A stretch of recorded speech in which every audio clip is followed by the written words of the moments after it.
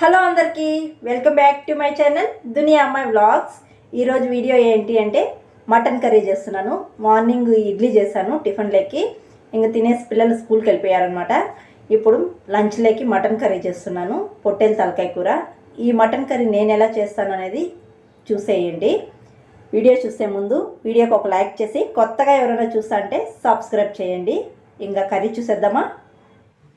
ఇంకా మటన్ బాగా వాష్ చేసి పెట్టుకునేసానండి. ఇది పొట్టేలు తలకాయ కూర చూడండి. ఇంకా కర్రీ ఎలా చేయాలో చూసేద్దామా.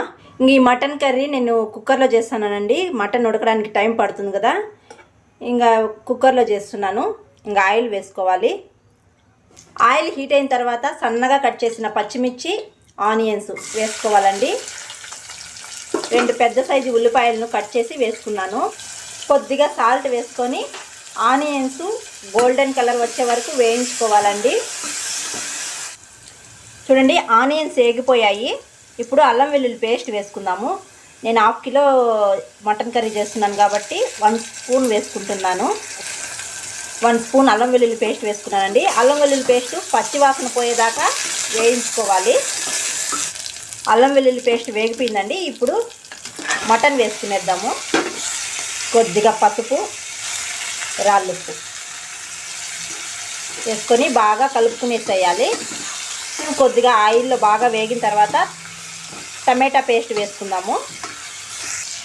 మటన్ని 1 మినిట్ బాగా వేయించుకున్నానండి. టమోటా పేస్ట్ వేస్తున్నాను. టమోటా పేస్ట్ వేసి బాగా వేయించుకోవాలి, ఆయిల్ పైకి తేలే వరకు. టమాటా పేస్ట్ బాగా ఉడికిపోయిన తర్వాత మిగతా మసాలాలు వేసుకుందాము. టమాటా పేస్ట్ బాగా ఉడికిపోయిందండి. ఇప్పుడు మిగిలిన మసాలాలు వేసుకుందాము. రెడ్ చిల్లీ పౌడర్ 1 స్పూన్ వేసుకుంటున్నాను. అది రెడ్ చిల్లీ పౌడర్ కారం ఎక్కువగా ఉంటుందండి, అందుకే 1 స్పూన్ వేసుకుంటున్నాను. ఇంకా ధనియాల పౌడర్, తర్వాత గరం మసాలా, వేయించి పొడి చేసిన జీలకర్ర పౌడర్ అండి. ఇది జీలకర్ర పౌడరు, ఇది ఒక 1/2 టీ స్పూన్ వేసుకుంటున్నాను. ఇప్పుడు ఈ మసాలాలన్నీ బాగా కలుపుకోవాలి. మసాలాలన్నీ కూడా బాగా వేగిపోయాయండి. ఇప్పుడు కొద్దిగా వాటర్ వేసుకుందాము. మటన్ ఉడకాలి కాబట్టి ఒక 3 గ్లాస్ వాటర్ వేసుకోవాలి. వాటర్ వేసుకొని విజిల్స్ పెట్టుకునేసేయాలి. ఒక 3 గ్లాసులు వాటర్ వేసుకునేసానండి. ఉప్పు తక్కువగా ఉంటే వేసుకోవాలి. నాకు కొద్దిగా తక్కువగా ఉంది, వేసుకుంటున్నాను. కొత్తిమీర కూడా వేస్తున్నాను. కొత్తిమీర కూడా వేసి ఇప్పుడు విజిల్స్ పెట్టుకునేద్దాము. విజిల్స్ పెట్టుకునేసాను. ఇంకా రైస్ కూడా వండేసానండి. చూడండి, రైస్ అయిపోయింది.